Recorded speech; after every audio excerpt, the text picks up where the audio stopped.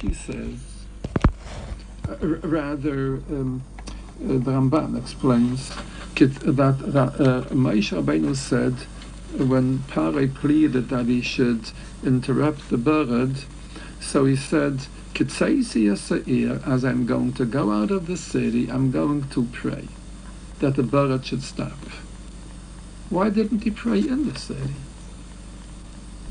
So the Ramban, like he did before, by the Tzfadayim, by the Yarev, he also,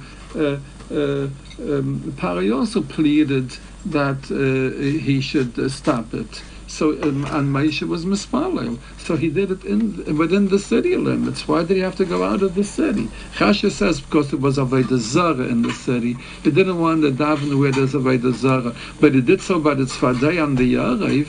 Why is the Barad an exception? So the Ramban says, because he wanted to daven a special tefillah, Efreis Eskapay, I'll raise my hands to something very special in davening when you raise your hands. The tzaddikim weren't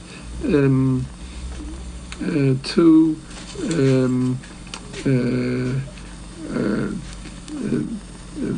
commending about those people, that they raise their hands by davening like this, like in ecstasy. No, keep your hands down and daven plain. Because raising your hands and davening was something which was done by the tzaddikim of olden times in the base of Migdash, and it requires Mesiras Nefesh. It's a very big madreiga, and you can't just do some acrobatics during davening. You have to. You don't raise your hands. But this was a special tefillah with Efreis Eskapay. I'm going to raise my hands towards Hashem. So that's why he went out of city limits, because it's a special tefillah, and there was no Avodah Zarah. But the Ramban stops short at answering the question. So this gufa has to be answered. Why didn't he raise his hands with the special tefillah by the Yarav and Tzfadayah?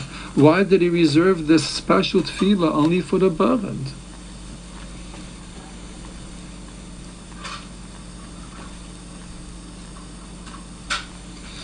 The Medrash Tanchuma tells us that when Moshe Rabbeinu was mispalel, that the Barad should stop, it says, Umat ala nitach arza. The rain, the Barad, which rained down, did not go down to the earth. It just remained where it was. But it didn't go back to Shemayim either. In other words, it remained suspended in midair, and it's still there to this very day. And it's going to go down upon the Goyim when Mashiach will come, and they're going to wage war against Mashiach. And in the period preceding that, perhaps, there's a certain Milchama that the Navi talks about. We have it in the Haftarah of Sukkot. It's called Milchamas Gog Magog. The Milchama of Gog Magog, and David HaMelech talks about this Milchama in the second capital of Tehillim Lama Rak Shel Goyim, where they're all going to rebel against Hashem and try to capture the city of Jerusalem, of Yerushalayim,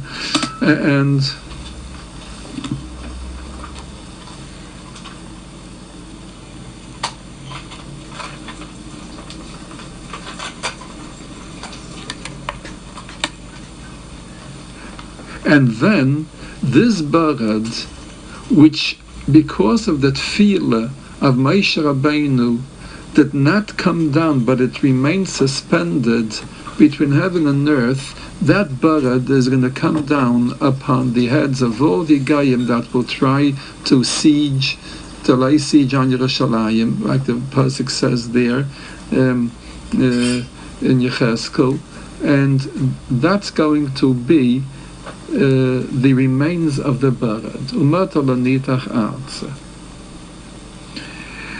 What is this Milchamas Gog Magog? We have a klal that everything which we find in pashtus and in simpleness also has a depth.